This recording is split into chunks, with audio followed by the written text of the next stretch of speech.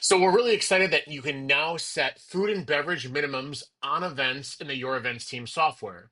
This is great for venues like restaurants or family entertainment facilities that do high-end corporate events that require an event to spend a certain amount of money either per event or per person on food and beverage.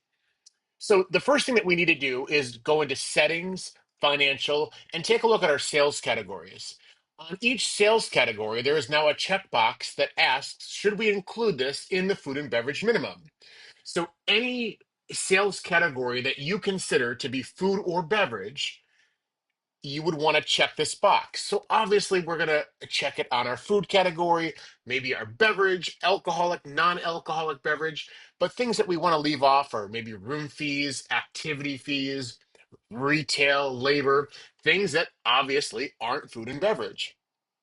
So once that is all set up, telling the software what sales category should be in this fee, then we just go into an event. The salesperson goes to edit on the event details screen, and then they add in the food and beverage minimum either for that event or per person. So if I want to say we're going to do a $20 food and beverage minimum per person on this event, I'm going to click save. You'll notice here it'll tell the salesperson what the food and beverage minimum remaining amount is. So as they are adding food and beverage to this menu, that will decrease. So if we added this pizza package here, it's $15.95 per person. We'll make the selections and then we'll click next. And if I close out of this, I can now see that we have an $81 remaining food and beverage spend that has to be met. It's letting the salesperson know.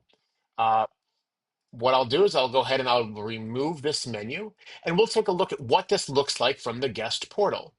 So if I look at the guest portal here, we can see that because we use the options of having the document on the overview screen, we could see the proposal is listed out here.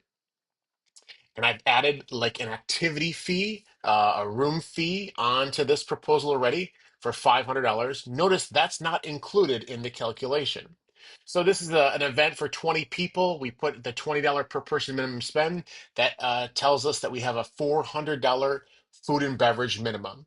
The food and beverage minimum that's remaining is $400 as well. So the guests can also come in here. They can add their own food and beverage menu. If they wanted to add that $15 one there, we'll click here, and we'll save it in there. And if the guest refreshes here, they can now see that again, they have to add in food and beverage of $81 more to meet their minimum. So if you also use the accept and proceed button for guests to confirm their events, if they click accept and proceed and you have a food and beverage remaining on the event, if you click accept and proceed, it's not going to let them accept and proceed until their minimum spend has been met. If you send out proposals to guests via email and you generate them, you will also now see that a food and beverage minimum and the food and beverage remaining is on the proposal documents. It's not listed on the contract because we assume that if you've gotten into the contract stage, the minimums have already been met. So this is only will appear on proposal documents and will only appear if you use food and beverage minimums. So if you don't assign a food and beverage minimum here as the salesperson, these fields will not appear on your proposal.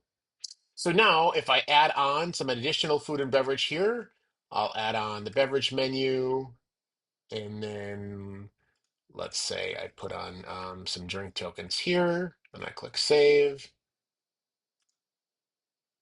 Oh, I still need one more. So I'm going to edit my menu, and then I'm going to click here. And I'll add on a couple more tokens to meet the minimum. I'll refresh out of that, and we'll see that there is nothing remaining. So then, if I hit the accept and proceed button now, by the way, checking down here, there is no food and beverage remaining there. If I click the accept and proceed button, it will now let me confirm the event, and we move on to the next step in the milestones. If you have any questions about food and beverage minimums, please let us know and you can email your events team support.